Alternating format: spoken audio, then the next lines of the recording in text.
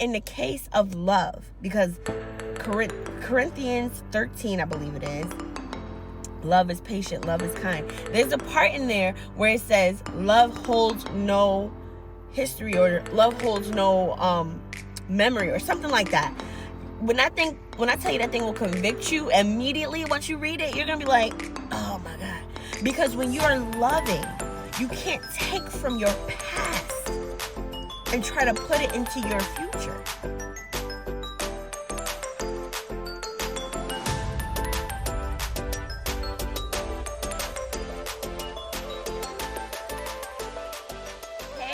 What's up? It's your little big sis, CJ Renee, and we're back with another episode. This is episode 15. We are being consistent. Amen. All right. So we have wrapped up the inspired episodes from Dharius Daniels' conversation, Thrive. And now we are moving on with our own episodes. I mean, all of these have been our episodes, but you know what I mean? We're moving on with our own topics. Today's topic is, will I love again? That question is so important. Will I love again? I promise you, this is a question that anyone who has been through any form of trauma has asked at some point in their healing. You have experienced hurt in the area of love. Either it was someone who hurt you that loved you, or you loved them, or if it was someone you loved or loved you that put you in a situation to be hurt by someone else. It sucks. It's a painful, painful thing to experience, to go through, to have to deal with. And for someone like me, because I experienced this, I know exactly what it's like. I don't speak from anyone else's experience. I don't speak from anyone else's trauma or pain. I speak from my own. And that's why I can tell you the answer to that question is yes. Yes, you will love. You will love with your whole heart. You will be loved with your whole heart, with their whole heart. It will be so amazing. I'm going to tell y'all my most recent experience. When I finished, when I began my healing journey after my ex-fiance, I was so distraught. Like, I felt like I couldn't make my own decisions. I felt like I didn't know how to make the right choices. I felt like I just did not know how to properly vet or discern people in order to have the right person in my life. And so therefore I didn't even try, right? I sat back, and if you're anything like me, you're just waiting for someone to come along, right? And the thing with that is, Jesus sends people to you. And sometimes you think this person's supposed to be in a relationship with you, but they're really either supposed to be a lesson or a blessing. That's really how life goes with people. Either they are a lesson or a blessing. And you have to just be able to have the right discernment to know how far this is supposed to go, right? So recently I had a boyfriend. I was in a relationship, and he checked off all the boxes, right? He did all the right things. He said all the right things. He treated me better than I ever could have imagined being treated by a man. And I just knew he was the one. However, in that relationship, as much as I was willing to fall in love with him, as much as I was willing to open up my heart to him, as much as I was willing to be the woman he desired, or, be the woman I'm supposed to be and let him desire me, I was highly concerned with certain areas of our relationship. One day marrying him and having to live in the same home,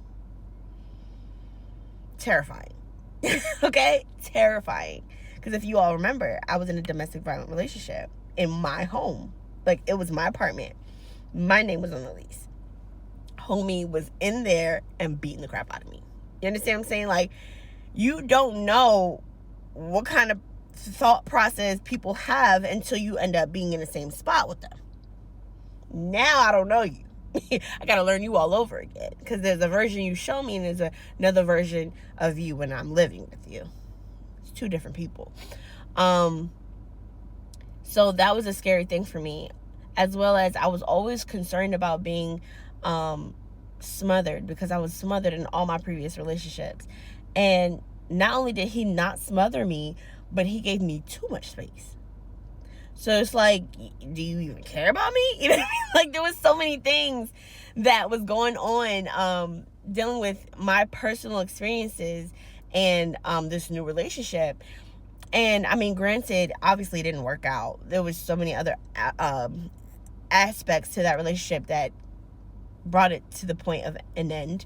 However, I feel like what God was showing me was not that I'm not ready for a relationship, not that I'm not ready for love, but he was showing me that there was still areas in my heart and in my mind that I did not yet deal with. So some of us, we're questioning, will we love again?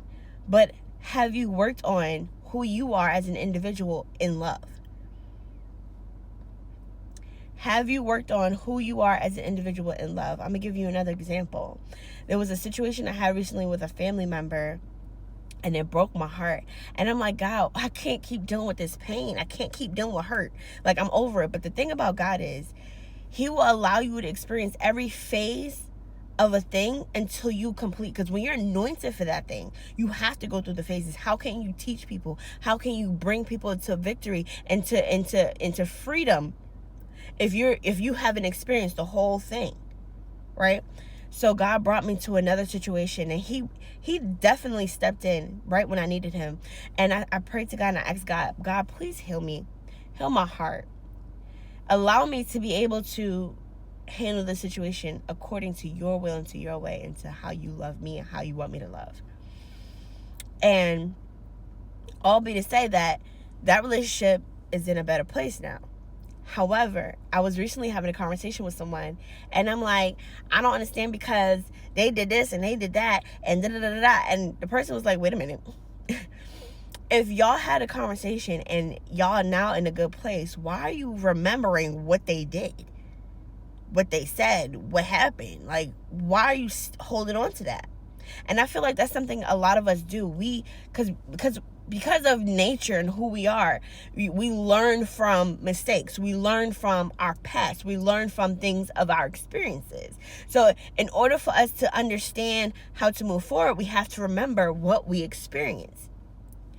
But in the case of love, because Corinthians 13, I believe it is, love is patient, love is kind. There's a part in there where it says love holds no history, or love holds no memory, or something like that.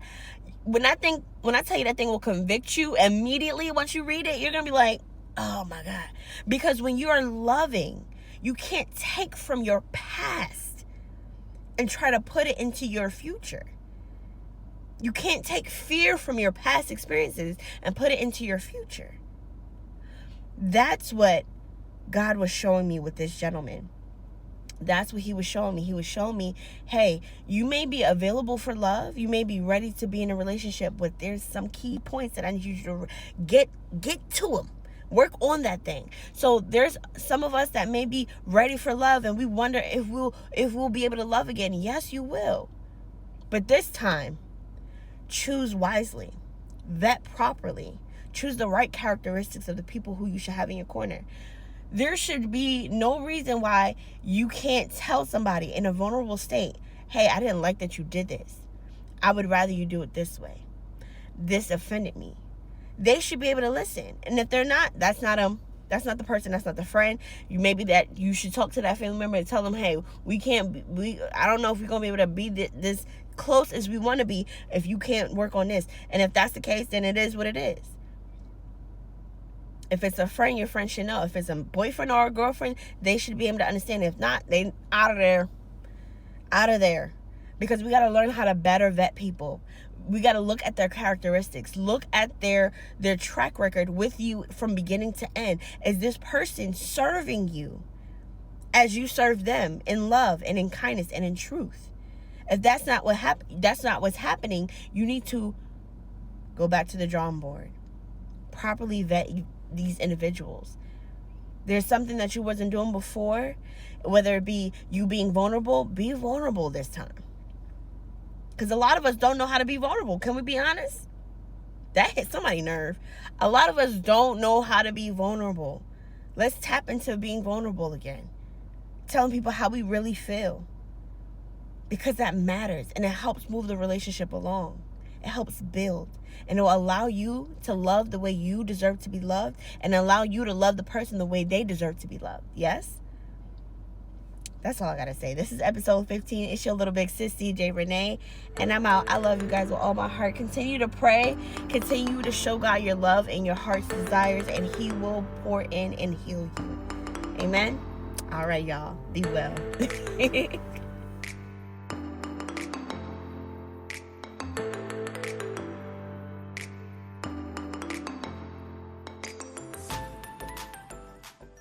To ensure you don't miss an episode of 31 and Thriving, go ahead and hit that subscribe button. And don't forget to share. It's y'all little big sis, CJ Renee.